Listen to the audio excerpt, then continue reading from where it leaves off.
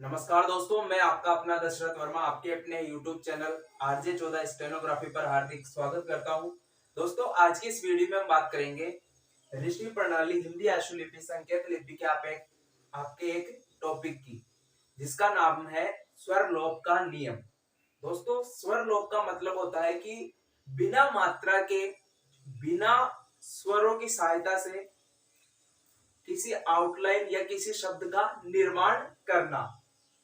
तो स्वर लोप के अंदर हम इस चीज को सीखेंगे कि बिना किसी मात्रा के हम आउटलाइंस को कैसे बना सकते हैं, कैसे किसी शब्द को हम बिना स्वर की सहायता से, बिना मात्रा की सहायता से बना सकते हैं और उसे समझ सकते हैं। तो दोस्तों, उसके लिए कुछ बेसिक कंसेप्ट है, बेसिक नियम है, उसकी जानकारी होना हमें आवश्यक है।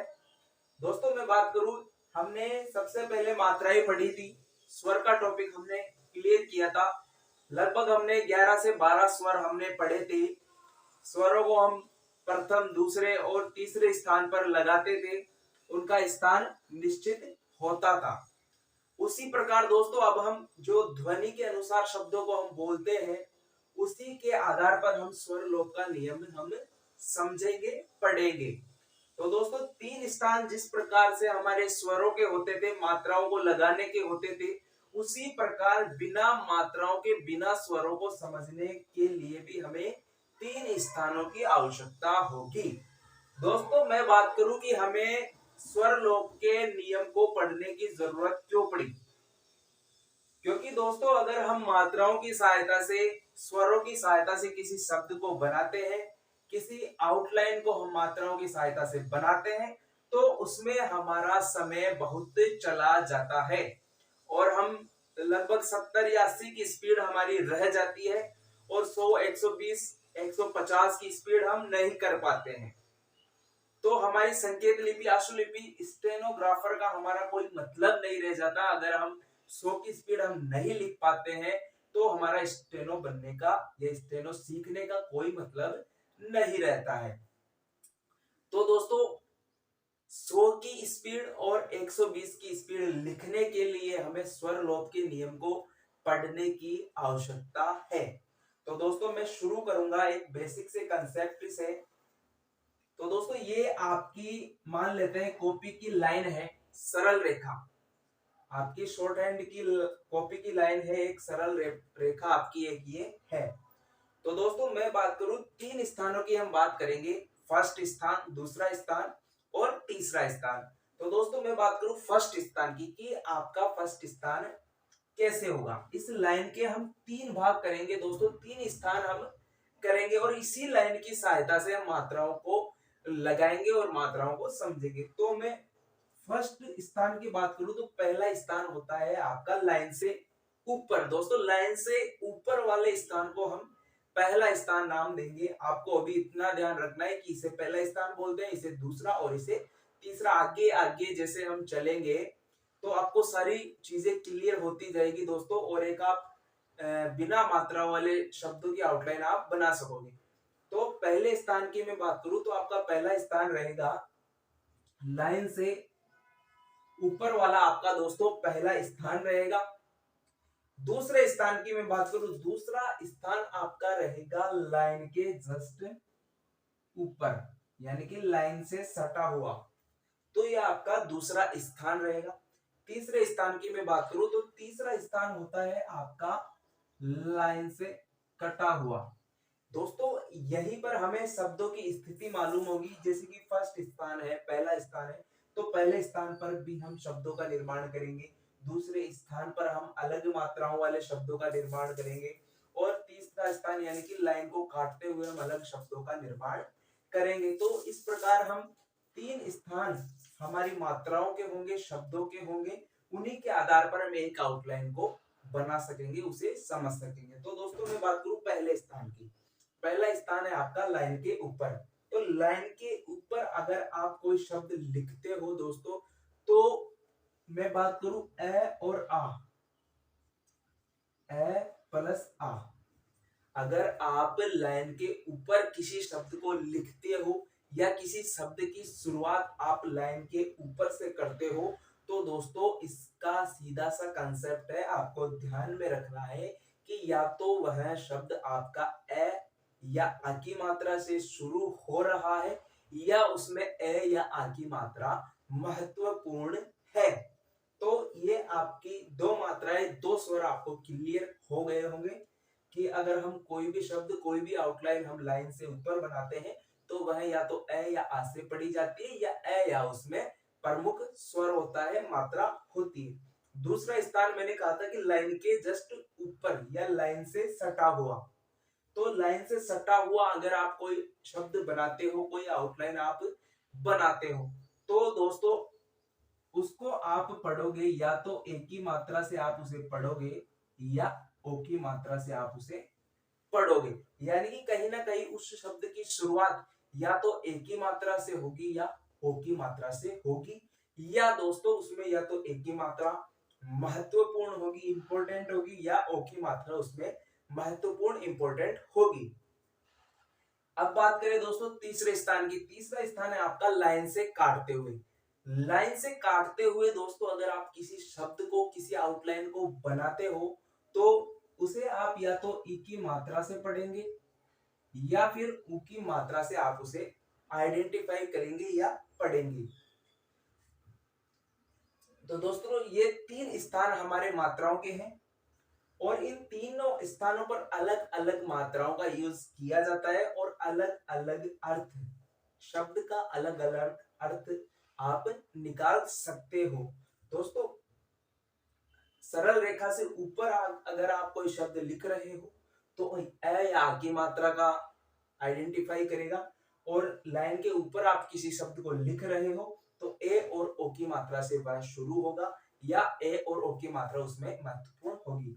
और लाइन से काटते हुए अगर आप किसी शब्द को लिख रहे हो तो वह या तो ई या उ से शुरू होगा या ई या उ उसमें एक मात्रा इंपॉर्टेंट होगी, महत्वपूर्ण होगी।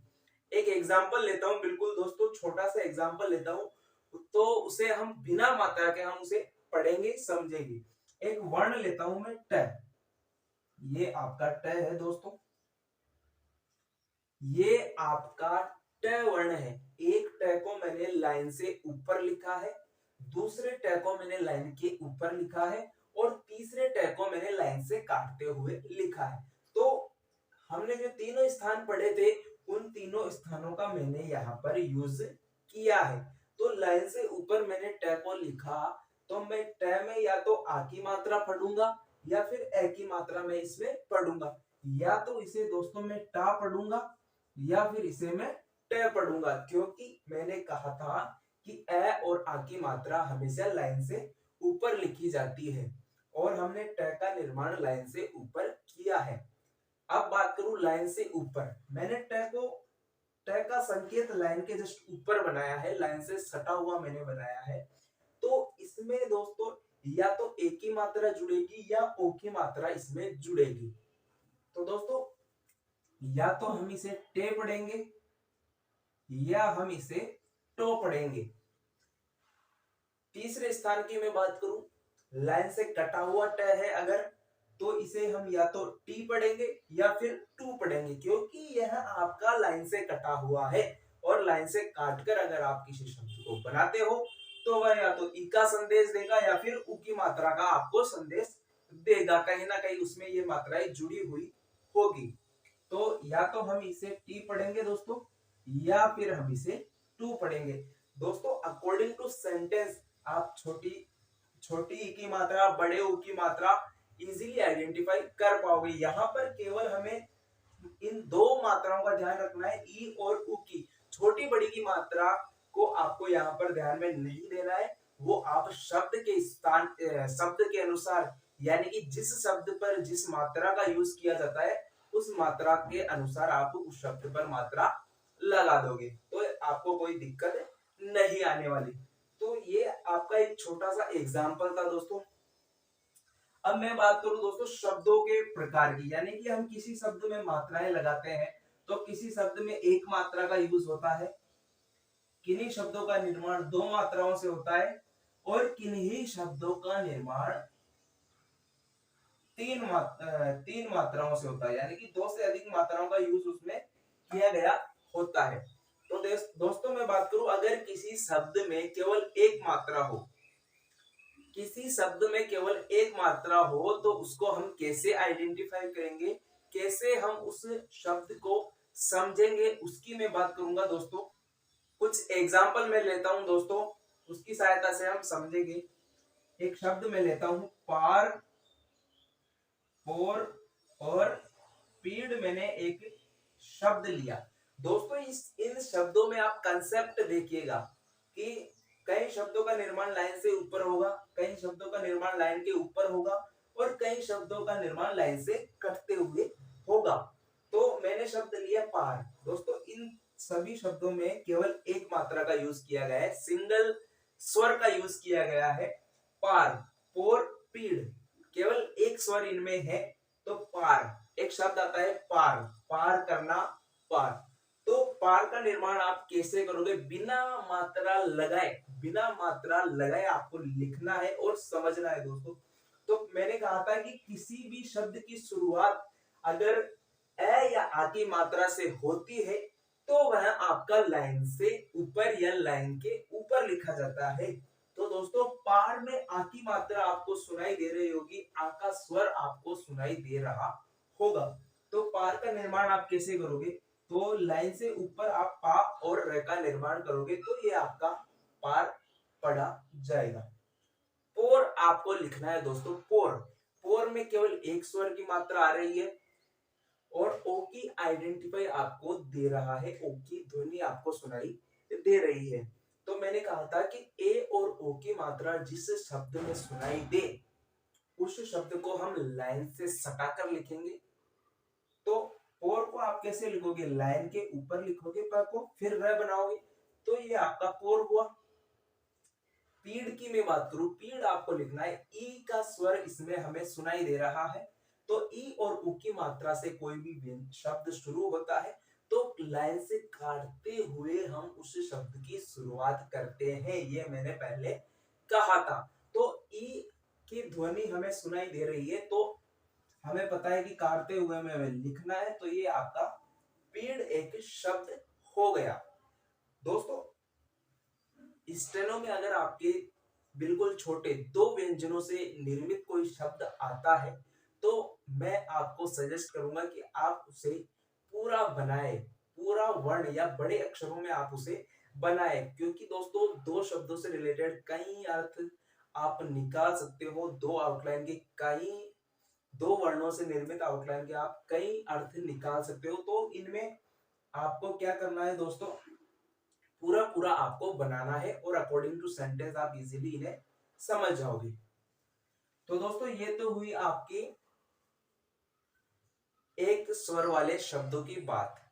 अब हम बात करेंगे दो स्वर वाले शब्दों की, यानी कि जिन शब्दों में दो मात्राओं का यूज किया जाता है उन शब्दों की हम बात करेंगे।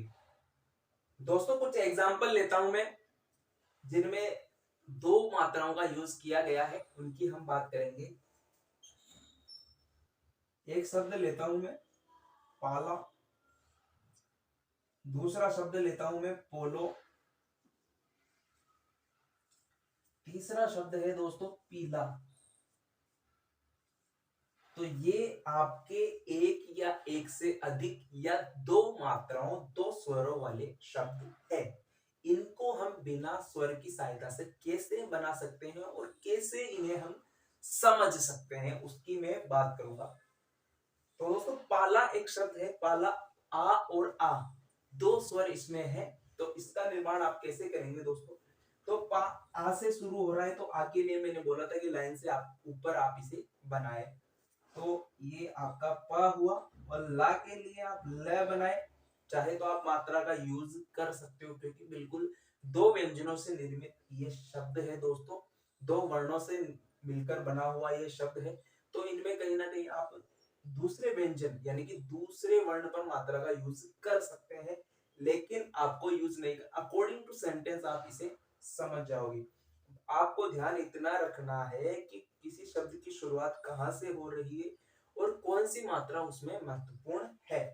पोलो शब्द आपको लिखना है, तो पोलो शब्द के लिए ओ की मात्रा इसमें आ रही है दोस्तों। ए और ओ की मात्रा की शुरुआत जिस शब्द से हो उस शब्द को हम लाइन से सटाकर लिखते हैं। तो पोलो को आप लाइन से लिखे प और ल। कुछ इस प्रकार आप इसे बनाए। पीला आपको लिखना है, ई की मात्रा हमें सुनाई दे रही है, तो लाइन से काटते हुए हम इस शब्द की आउटलाइन का निर्माण करेंगे। तो ये आपका दोस्तों पीला पढ़ा जाएगा।